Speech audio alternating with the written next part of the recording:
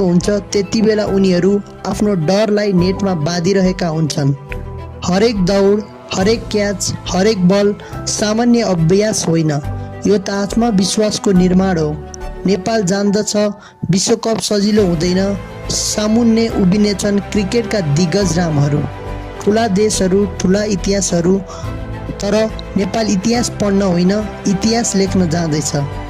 अभ्यासमा केवल स्ट्रोक खेलिँदैन, यहाँ अनुशासन सिकाइन्छ, यहाँ हारको पीडा सम्झाइन्छ र जितको मूल्य बुझाइन्छ।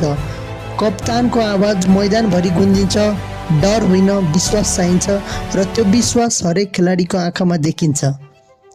बलरहरू केवल विकेट खोज्दैनन्, उनीहरू सन्देश दिन्छन्। नेपाल अब केवल सहभागी होइन, ब्याट्सम्यानहरू रन मात्रै बनाउँदैनन्, उनीहरू देशको सपना स्कोरबोर्डमा लेख्नेछन्। यस टोलीको विशेषता के हो भने यहाँ नामभन्दा पहिला देश आउँछ। यहाँ व्यक्तिको स्टार होइन, सामूहिक आत्मा खेल्छ। पसिना झार्छ, घुँडा दुख्छ, मांसपेशी थाक्छ, तर आँखा थाक्दैन, किनभने लक्ष्य स्पष्ट छ। विश्वकप